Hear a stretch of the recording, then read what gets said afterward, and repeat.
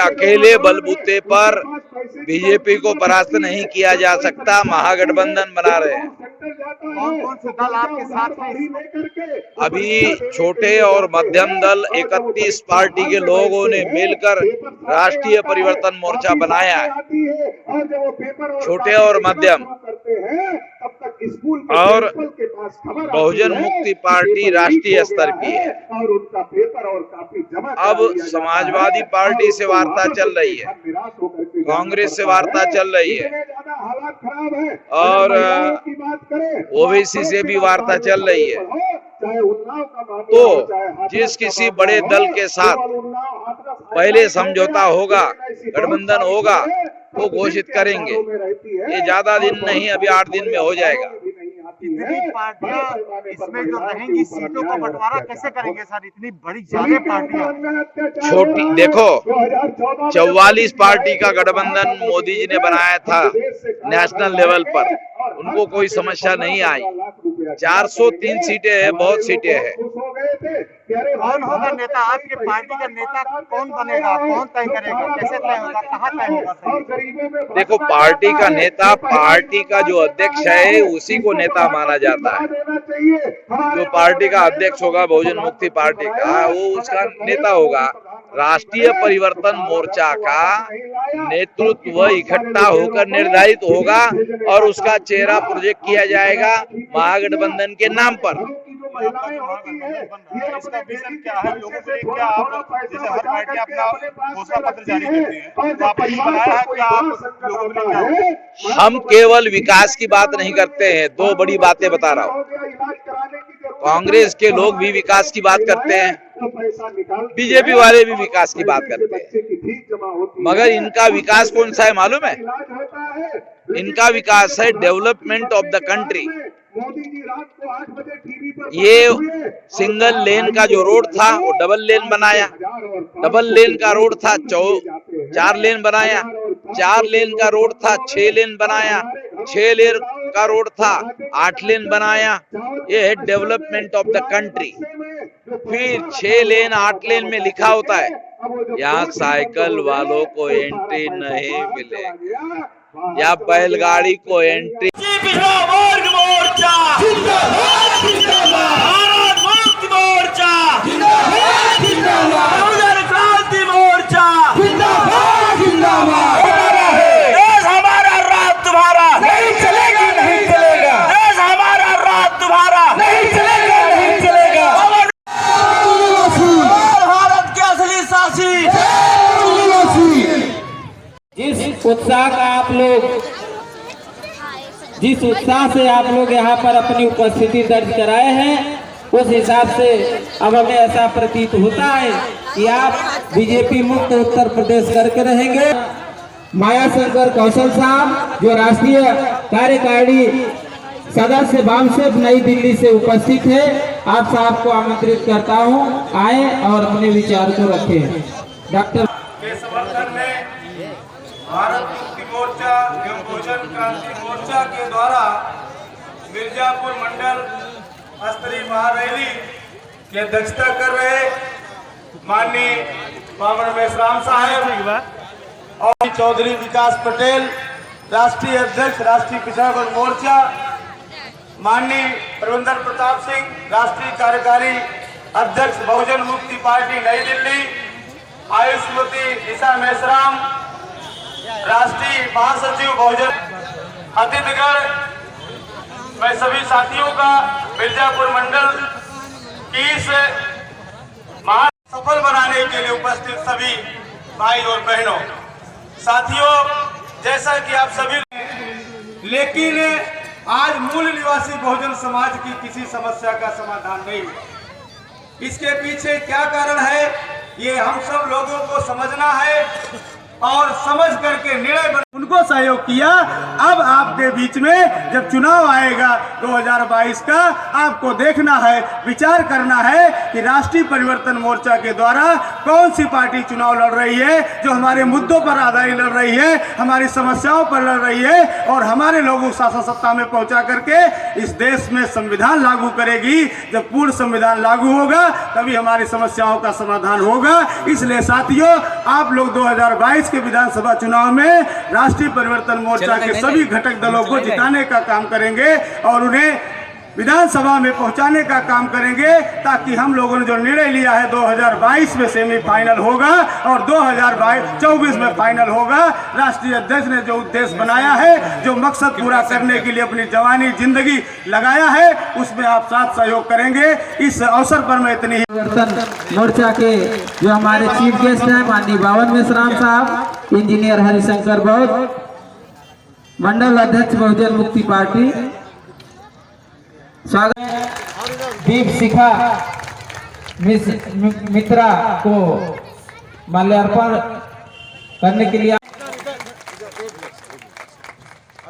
माननीय सुरेंद्र नाथ कुशवाहा जो जिलाध्यक्ष भारत, मैं आमंत्रित करता हूं अभिषेक मौर्य जो प्रजापति, जो नंदलाल मौर्य, प्रवेंद्र प्रताप। आज की सभा के निकम्मी है, शिक्षा रोजगार दे न सके जो, वो सरकार निकम्मी है। जो सरकार निकम्मी है, वो सरकार बदलनी है। कितने लोग इस सरकार को बदलना चाहते हैं जो निकम्मी है? सारे लोग बदलना चाहते हैं। सरकार बदलनी है। राष्ट्रीय परिवर्तन मोर्चा जिंदाबाद, जिंदाबाद, जिंदाबाद। माननीय बावन मेश्राम साहब जिंदाबाद, जिंदाबाद, जिंदाबाद। ये आजादी झूठी है, देश की जनता भूखी है। बहुत बहुत धन्यवाद साथियों, आभार। जय मूल्य। यहाँ से आवाज नहीं आई।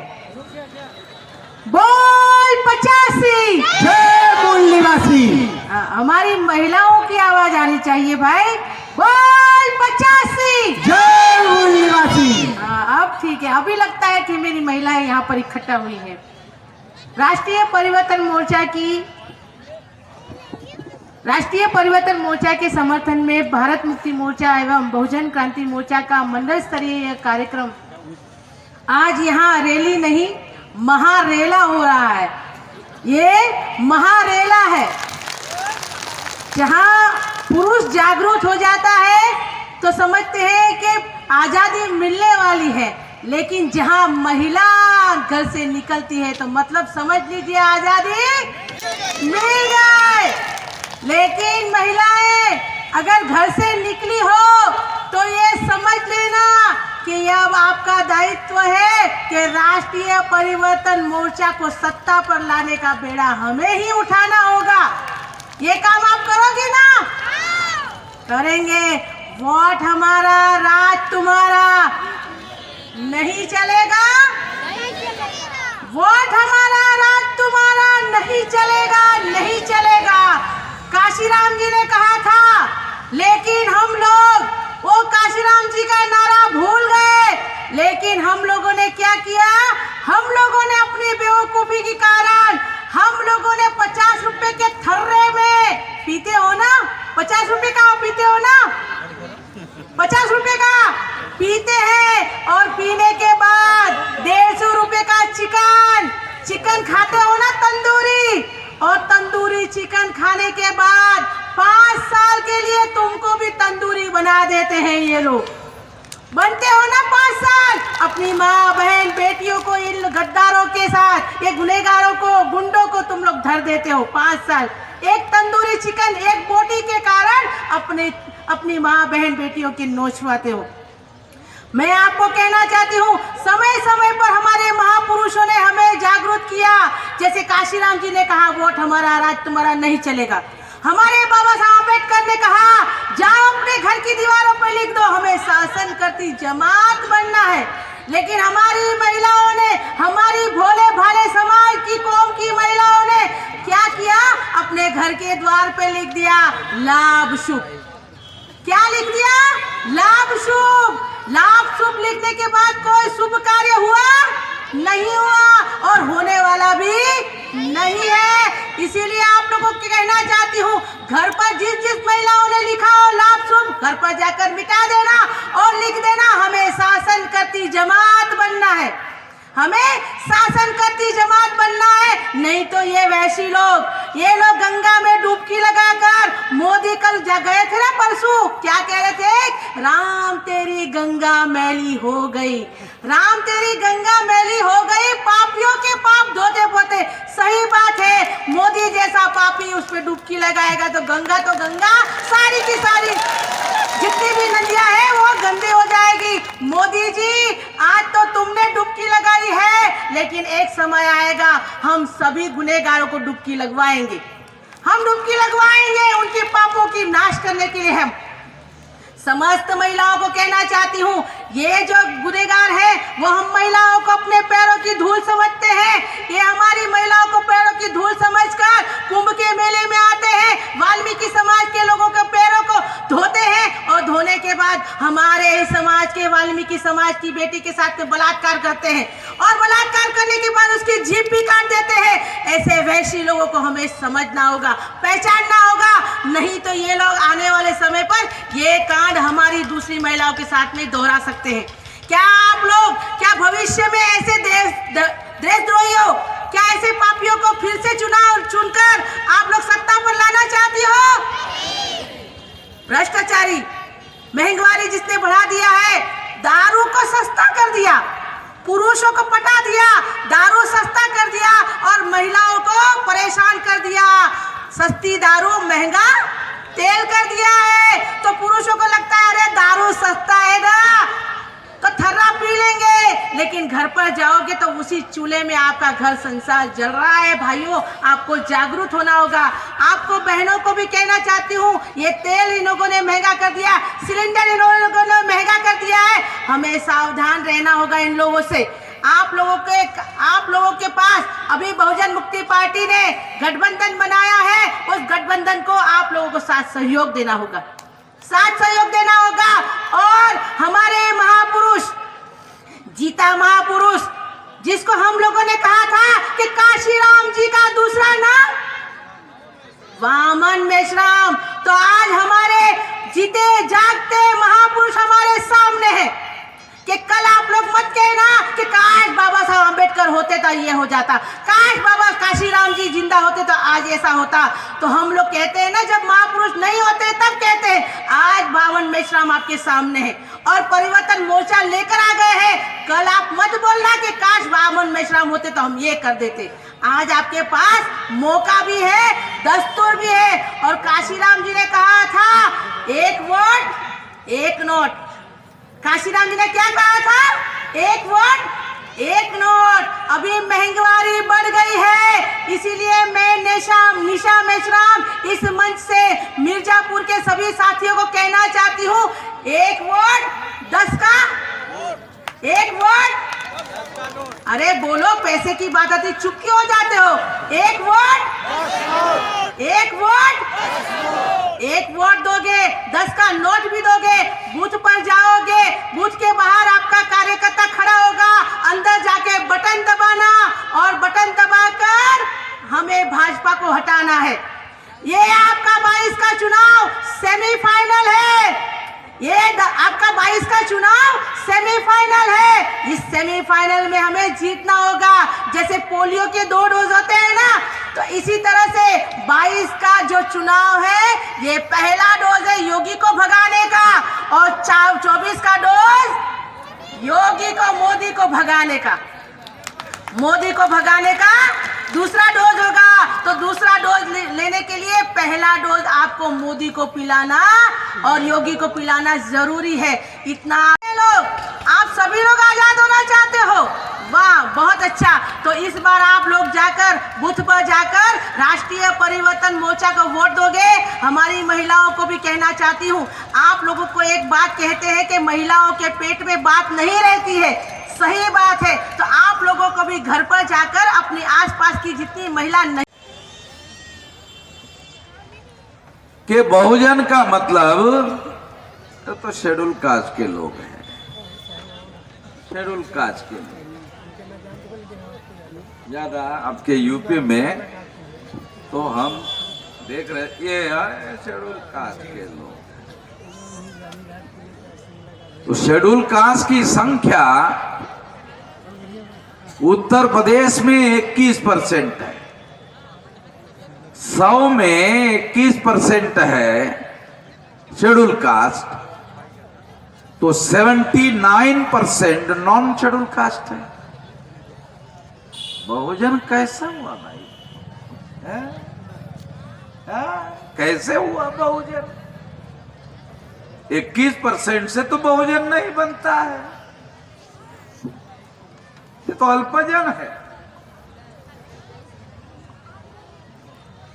मगर हम अल्पजन जो शब्द है वो शेड्यूल कास्ट के लिए नहीं कहते हैं। 3.5% संख्या ब्राह्मणों की है, उनको हम अल्पजन कहते हैं। 3.5%। तो बहुजन किसको कहते हैं? शेड्यूल कास्ट, फिर शेड्यूल ट्राइब, फिर नॉमेडिक ट्राइब, फिर एमबीसी, फिर ओबीसी, और फिर इनसे कन्वर्टेड माइनॉरिटी मुस्लिम, सिख, ईसाई, बुद्धिस्ट, जैन, लिंगायत, ये सारे लोग मिलकर 100 में 85% लोग होते हैं। जब 100 में 85 लोग ये है, तब कहा जा सकता है बहुजन है। 100 में जब इनको 85 कहा जाएगा, तब फिर कहा जा सकता है ये बहुजन है। तो हम जिसे बहुजन कह रहे हैं, ऐसे बहुजनों ने यानी एससी, एसटी, ओबीसी और माइनॉरिटी मिलाकर 85% लोगों ने और उनके दलों ने मिलकर आरपीएम यानी राष्ट्रीय परिवर्तन मोर्चा बनाया है। ये राष्ट्रीय परिवर्तन मोर्चा क्यों बना? तो हम परिवर्तन चाहते हैं इसलिए बनाए। परिवर्तन, देखो परिवर्तन समझाने के लिए एक उदाहरण देता ताकि बात आपको समझ में आ जाए।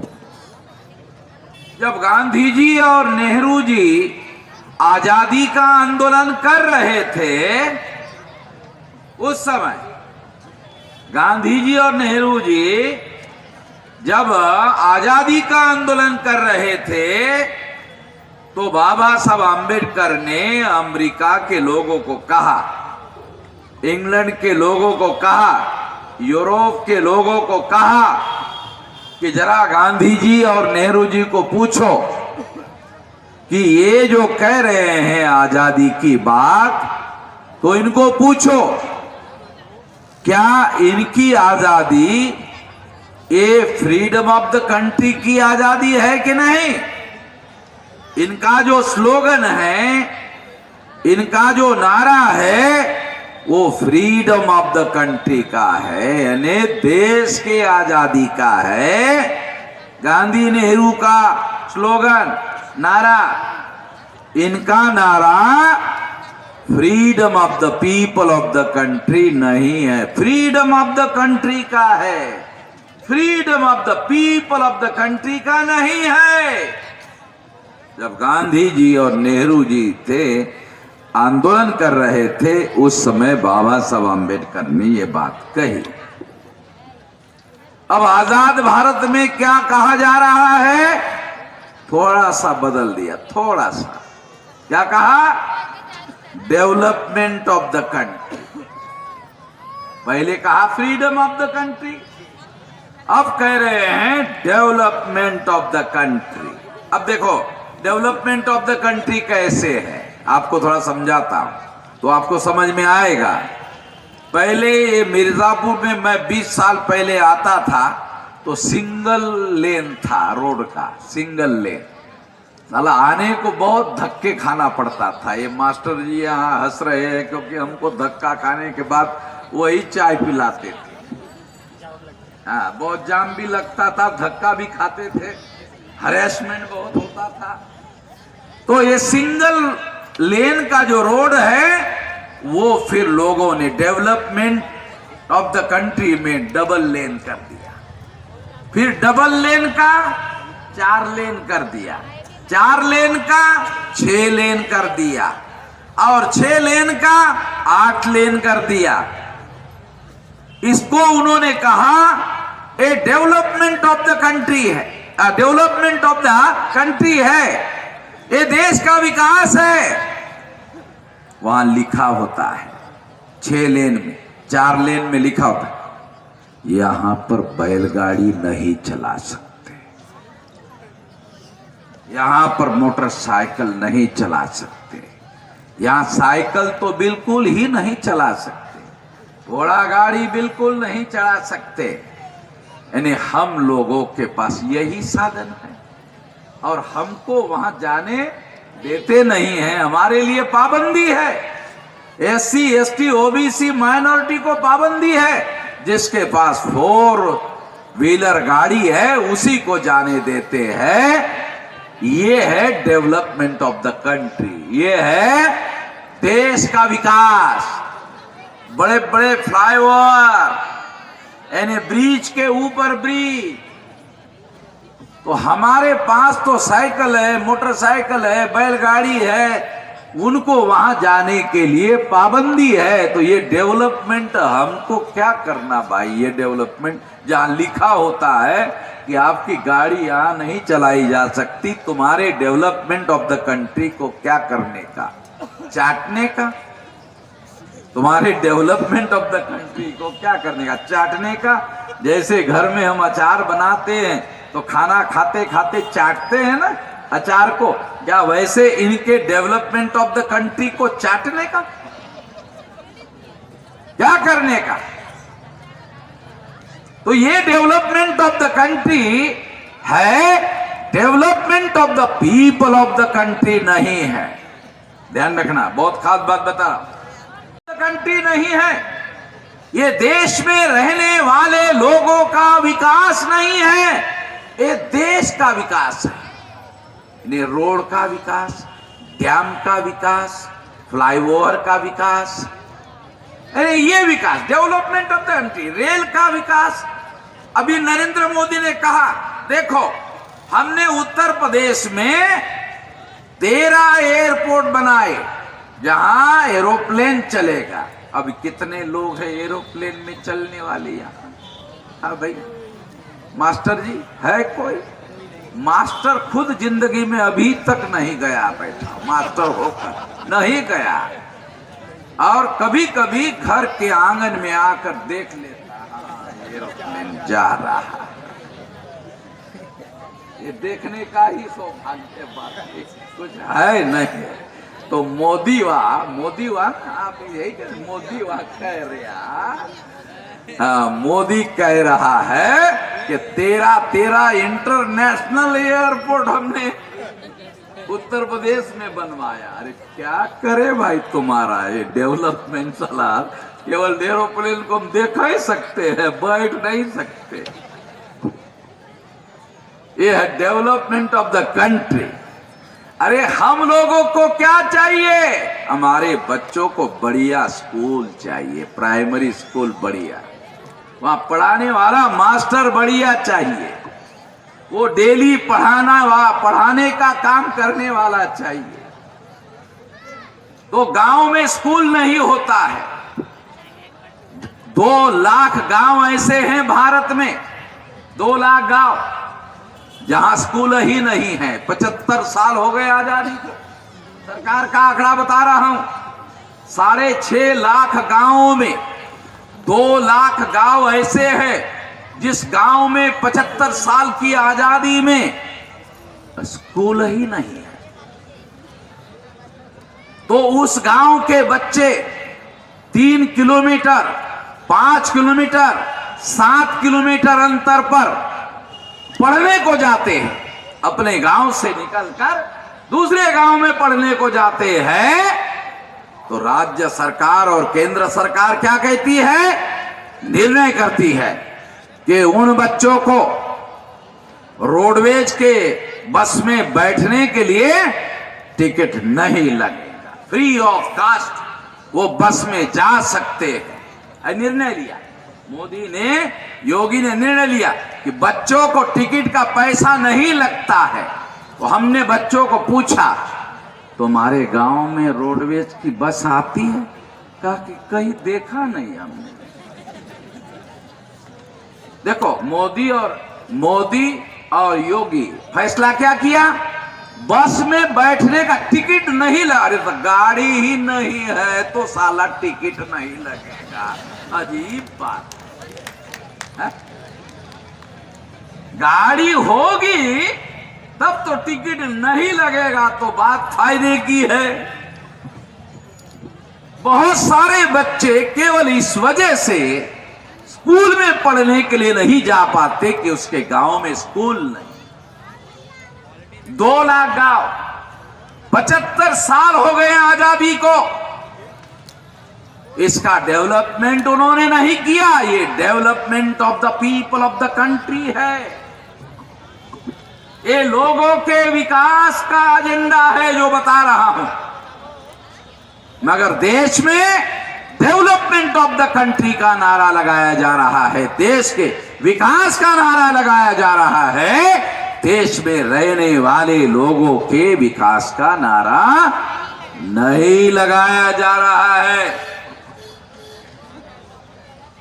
गांव के 90% लोग भूखमरी और अर्ध भूखमरी के शिकार हैं। शहरों के 75% लोग अर्ध भूखमरी और भूखमरी के शिकार हैं, और उनको 5 किलो अनाज मुफ्त में नरेंद्र मोदी दे रहा है और प्रचार कर रहा है हम मुफ्त में अनाज दे रहे हैं।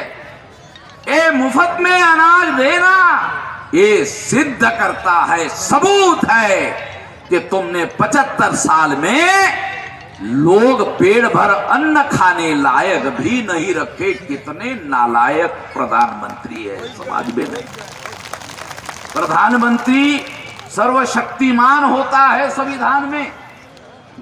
जो सर्वशक्तिमान ताकत होती है उसके पास सारे अधिकार उसके पास होते हैं।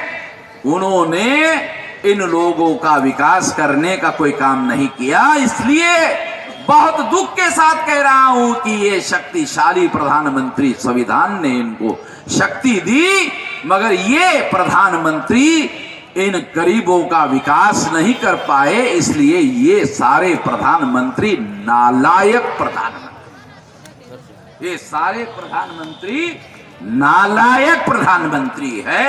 और भारत में आज तक किसी ने भी इन प्रधानमंत्रियों को नालायक नहीं कहा होगा। शायद मैं ही पहला आदमी हूं ये प्रधानमंत्री को नालायक कह रहा है।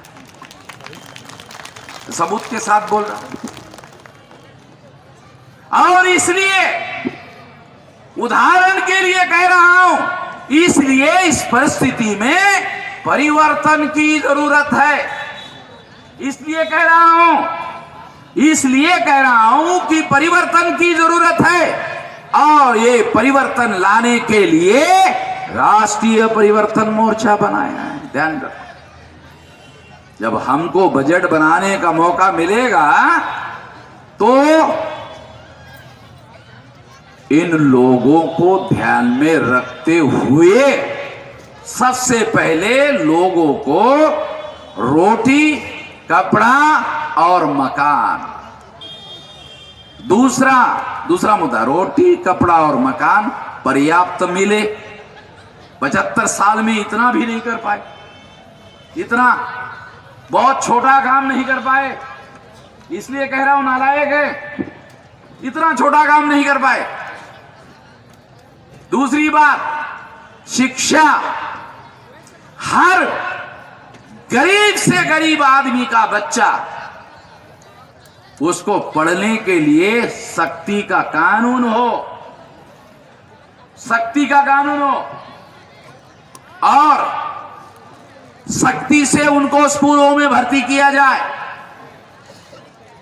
और वो स्कूल छोड़कर ना जाए, इसका प्रबंध किया जाए।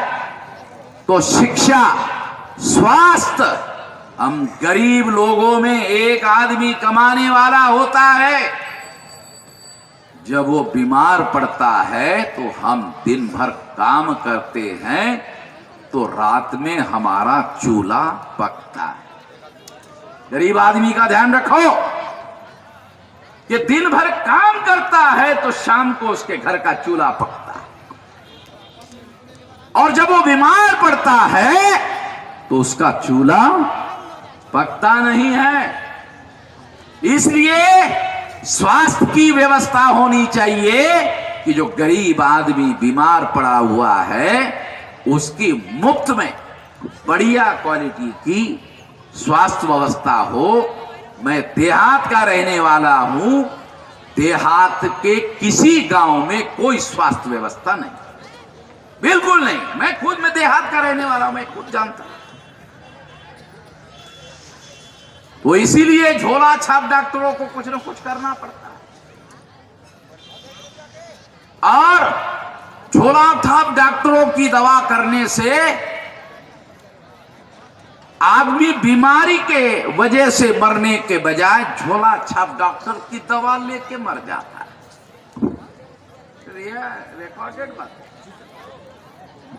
शिक्षा व्यवस्था वो इतना नहीं किया, स्वास्थ्य नहीं किया, रोजगार देश में कितने नौजवान ग्रेजुएट होकर घूम रहे हैं, इंजीनियर होकर घूम रहे हैं, रोजगार नहीं है। अगर रोजगार नहीं तो सरकार को स्वयं रोजगार का कार्यक्रम चलाना चाहिए। रोजगार नहीं दे सकते हो, स्वयं रोजगार करवाओ।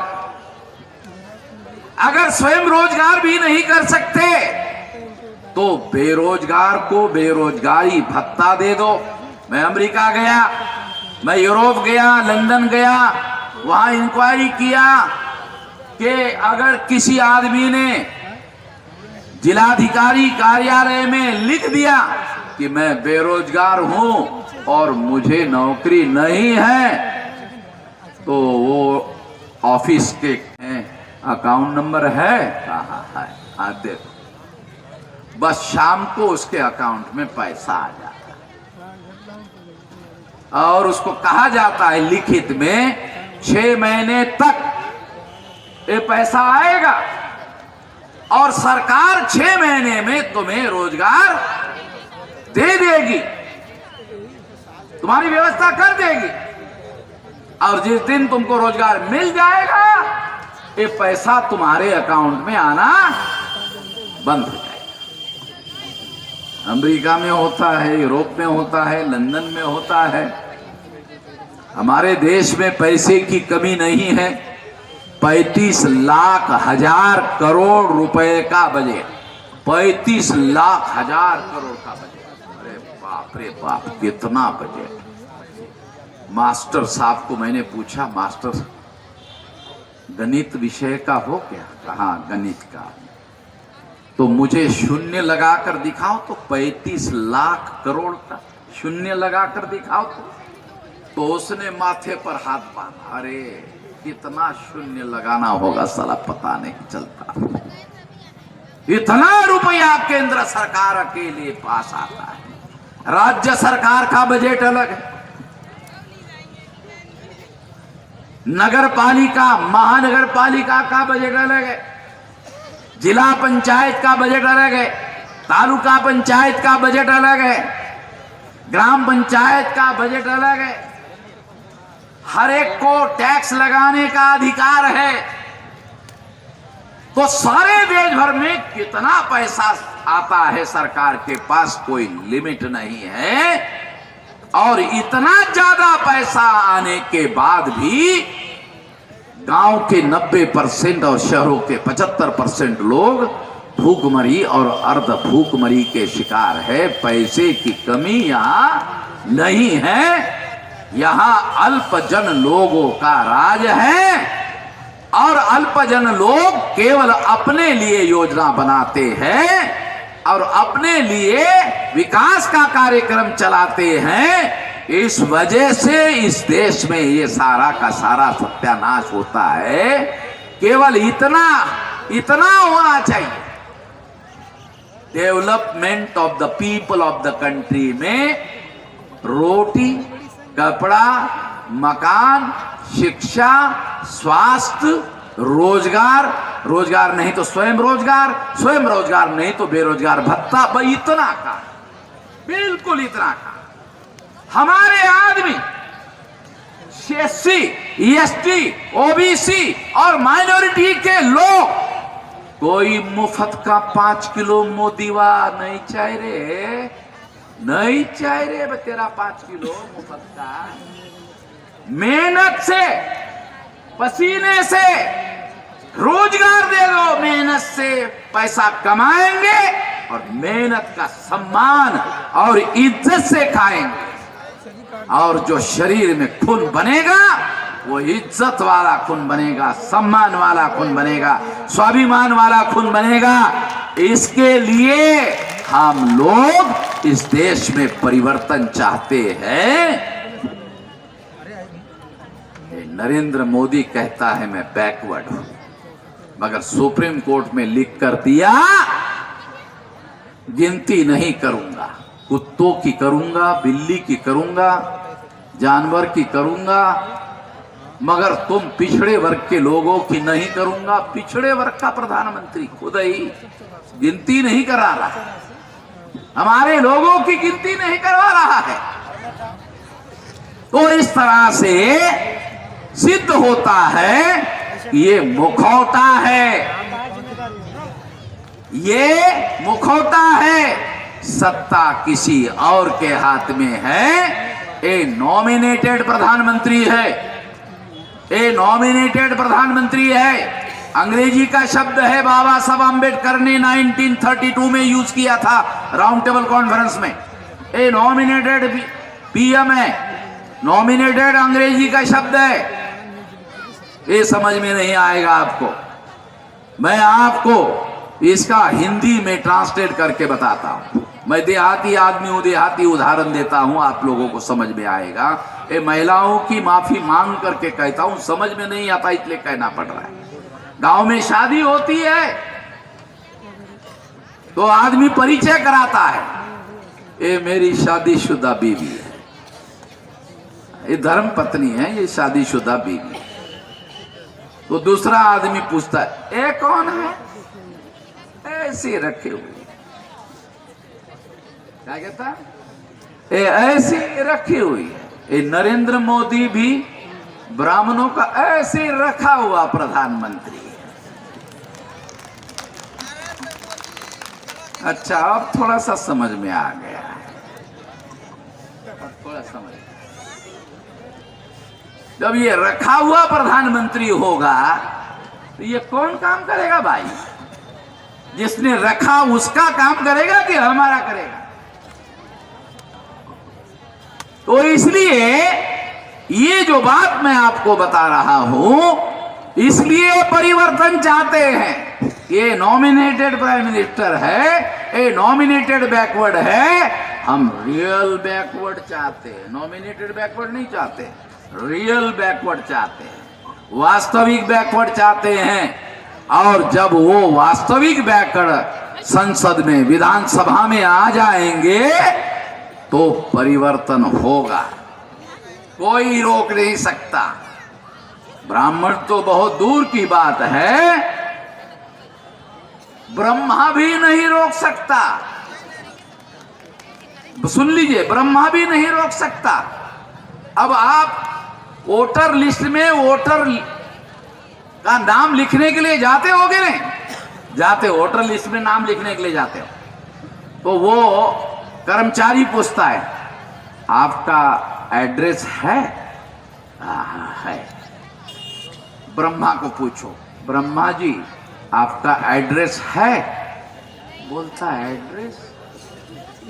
तो ब्रह्मा जी का तो कोई एड्रेस ही नहीं। हमारा एड्रेस होता है, वोटर लिस्ट में नाम आता है, तो ब्रह्मा जी का एड्रेस ही नहीं होता है। जब ब्रह्मा जी का एड्रेस नहीं होता है, वोटर लिस्ट में ब्रह्मा जी का नाम नहीं आता है। और संविधान क्या कहता है कि इस देश का राजा चुनने का अधिकार जिसका वोटर लिस्ट में नाम है उसका अधिकार है। जब ब्रह्मा जी का वोटर लिस्ट में नाम ही नहीं है, नमवा नहीं है, तो क्या कर लेगा वो क्या कर लेगा? उसके पास कुछ है ही नहीं। तो इसलिए कह रहा हूं ये बात, इसमें हम लोग बाबा साहब अम्बेडकर ने आप लोगों को वोट का अधिकार दिया। काहे के लिए दिया? आप कहते हो, तमाम बैकवर्ड क्लासेस के लोग कहते हैं, क्या कहते हैं? अरे वोट देने के लिए दिया है बाबा साहब अम्बेडकर ने दिया। वोट का अधिकार वोट देने के लिए दिया है, वोट देने के लिए नहीं दिया। वोट का अधिकार शासक बनने का अधिकार है, ये वोट देने का अधिकार नहीं है, ये शासक बनने का अधिकार है। जिस दिन हमारे लोगों को मालूम हो जाएगा कि ये वोट का अधिकार वोट देने का अधिकार नहीं है, ये शासक बनने का अधिकार है, तो हमारे लोग शासक बनने के लिए वोट के अधिकार का उपयोग करेंगे। तो वोट के अधिकार का उपयोग शासक बनने के लिए करना होगा। नहीं तो आज तक आप लोग वोट का अधिकार वोट देने का अधिकार मान लिया तो वोट दान करते रहे। आगे ध्यान रखना, शासक बनने के लिए वोट के अधिकार का उपयोग और प्रयोग करना हो। हमारे लोगों को ये बात समझकर, जानकर, बूझकर, विचार पूर्वक वोट का अधिकार ये शासक बनने का अधिकार है, इसलिए संविधान में ये अधिकार बाबा साहब अम्बेडकर के द्वारा आप लोगों को दिया हुआ है। और इसकी लंबी लड़ाई करने के लिए उन्होंने ऐसा किया। तो इस तरह से साथियों हम लोगों को ये ध्यान रखना होगा, हमारे साथ वोट के लिए धोखा ना हो। पिछले विधानसभा के चुनाव में केशव प्रसाद मौर्य का नाम सुना है? केशव प्रसाद मौर्य सुना? केशव प्रसाद मौर्य का चेहरा दिखाया, केशव प्रसाद मौर्य का नाम बताया, बीजेपी वालों ने कहा इसको मुख्यमंत्री बनाएंगे। अरे तमाम यूपी के बाकोड़ों ने वोट दिया, भर भरा कर वोट दिया, चुन कर आ गई। बीजेपी को बहुत सीटें मिली। बहुत सीटें मिलने के बाद इसको भुला हुआ है कि फलाने तारीख को केशव प्रसाद मौर्य को मैसेज आया कि फलाने तारीख को दिल्ली आ जाना। तो केशव प्रसाद मौर्य को लगा बस अब घोषणा होने वाली है, मुख्यमंत्री पर हाईकमांड के द्वारा घोषणा होने वाली है। तो उसने अपनी नई वो क्या बोल सदरी खड़े हो जाओ, ये देखो ऐसी सदरी नई बनवाई। अरे नए मुख्यमंत्री बन रहे हैं, ये पुराने हो गए, तो कहा कि नहीं बनाओ, नई बना कर दिल्ली गए, सदरी बना करके पहन करके दिया। और बीजेपी के हाईकमांड ने उसको कहा केशव प्रसाद मौर्य जी, तो इसकी धड़कन बढ़ गई, सब बस होने वाला ही है घोषणा, आपको मुख्यमंत्री नहीं बनाया जाएगा। एकदम ब्लड प्रेशर बढ़ गया और हक्का खा के गिर गया। एम्स में भर्ती कर दिया। वहां प्रोफेसर लोग हमारे बाम से वाले उधर रखे, उन्होंने हमको बताया कि मैंने कहा अखबार में खबर आई थी लो ब्लड प्रेशर हो गया। अरे जब धोखा दिया जाता है तो ब्लड प्रेशर बढ़ता है, लो नहीं होता, बढ़ता है। तो ब्लड प्रेशर बढ़ने की वजह से मूर्छा आकर गिर गया है, तो प्रोफेसरों ने हमें बताया कि ब्लड प्रेशर बढ़ गया था, मगर अखबार में खबर आई कि लो ब्लड प्रेशर हो गया था। लो नहीं, हाई हो गया था। और इस तरह से केशव प्रसाद मौर्य को धोखा देकर योगी को मुख्यमंत्री बीजेपी के लोगों ने बनाया। अब दोबारा 2022 को चुनाव होने वाला है, तो आरएसएस के लोगों ने योगी को कहा, महंत जी, महंत, हाँ वो वहां के महंत जी केशव प्रसाद मौर्य जी बहुत नाराज है। कहा कि क्या करना होगा? ज्यादा कुछ नहीं करना होगा। अब उसके लड़के की शादी हो गई है, नई बहू आ गई है, एक ठो शादी, एक ठो समझते हो ना, इधर वाला ही है, हाँ इधर वाला ही है। एक ठो साड़ी खरीद लो, और कितने के? 200 रुपये। ज्यादा महंगी कहे तो खरीदने, तो सम्मान वाला मामला है ना, ज्यादा महंगा करने के साड़ी खरीद लो। 200 का साड़ी खरीद लिया, दे दिया, फोटो छापा, और केशव प्रसाद मौर्य ने कहा कि गिला शिकवा सब खत्म हो गया है, अब दोबारा योगी को मुख्यमंत्री बनवाएंगे।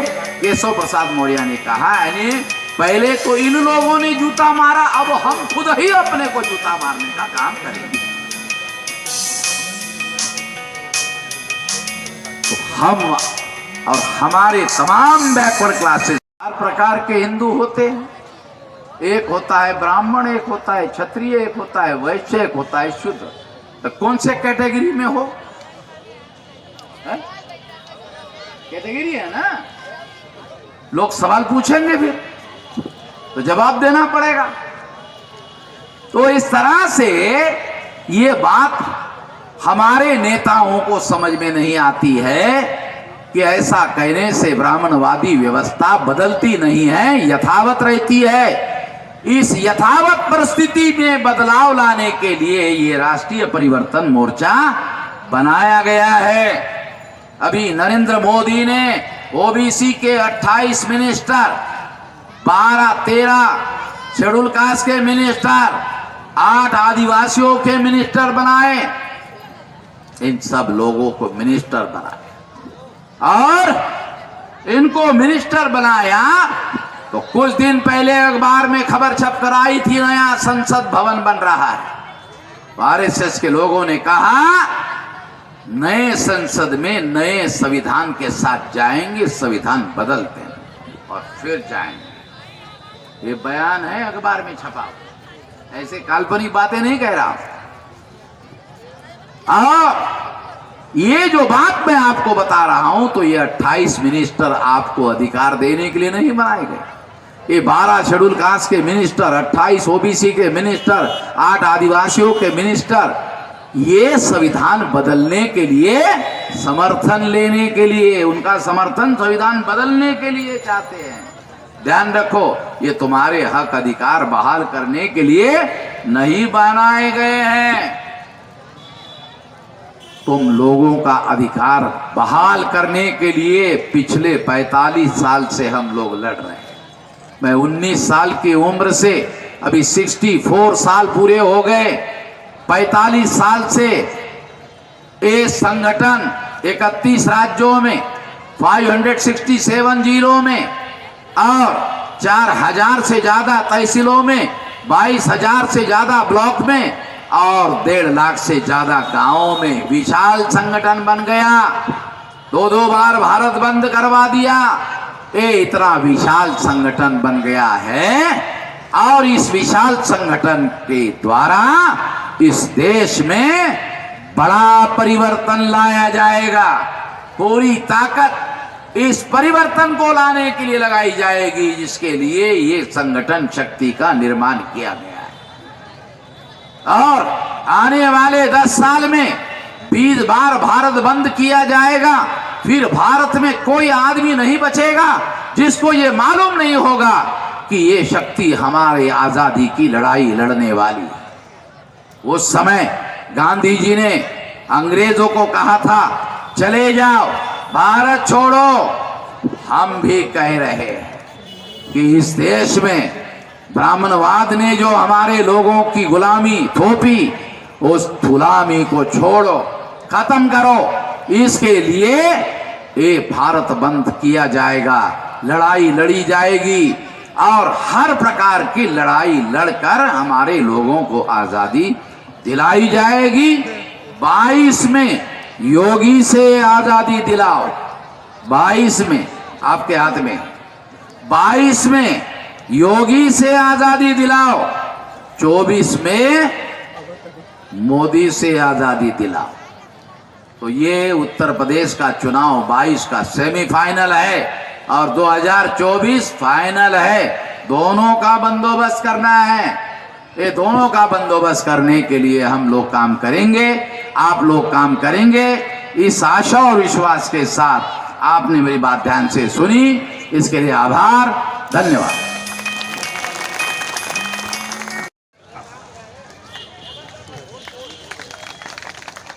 साथियों, ये सबसे बड़ी निधि है व्यवस्था परिवर्तन की। इस व्यवस्था को बदलने के लिए काशीराम साहब कहा निर्माण निधि भेंट करना चाहते हैं, वो मंच के पास आए। बहुत जी 1 रुपए में आजादी के तहत राष्ट्रव्यापी जन आंदोलन निर्माण स्वागत करें।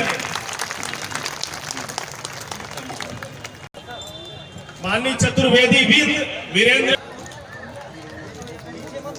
इधर से निकलते जाए ना, सामने से निकलते मौर्य जी ग्राम जन आंदोलन निर्माण, इधर भी हरिशंकर मौर्य, पारसनाथ यादव 500 रुपए की करते हुए मैं आभार प्रकट करता हूं और धन्यवाद ज्ञापित करता हूं। इस कार्यक्रम में उपस्थित होने वाले जो हमारी बहुजन समाज का जनमानस है, 165 के अनुपात में यहाँ पर जनसंख्या थी। अगर महिलाएं इसी तरह सहभागिता देती रहीं तो हमें आज़ाद होने में बहुत ही कम समय लगेगा और आशा है यह होके ही रहेगा। ये हो रहा है तो होना ही है, हम लोग आज़ाद होके रहेंगे। इसके लिए मैं महिलाओं का और जो लोग सब लोग इसमें सम्मिलित हुए, मैं उनका आभार प्रकट करता हूं और धन्यवाद ज्ञापित करता हूं। हमारे इस व्यवस्था के संचालन में शासन प्रशासन के लोग जिन्होंने इस व्यवस्था को चलाने में सुचारू रूप से शांतिपूर्वक ढंग से इस व्यवस्था को संपन्न कराने में जो लोग सहभागिता किए हैं, मैं उनका आभार प्रकट करता हूं, धन्यवाद ज्ञापित करता हूं। मीडिया कर्मियों ने जो इस हमारे मुहिम को अपनी माध्यम से, मीडिया के माध्यम से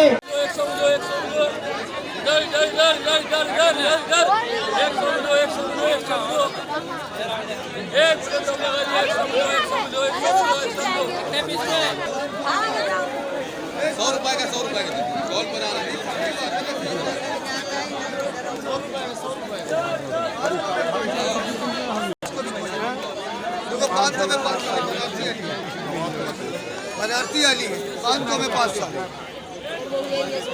ये भी अच्छा है, ये भी खोले, ये भी खोले, बोलो भैया। ये बिकी, ये जाओ, ये बिकी, ये बिकी, ये बिकी 100 रुपए की साड़ी, 100 रुपए की साड़ी है। अरे माता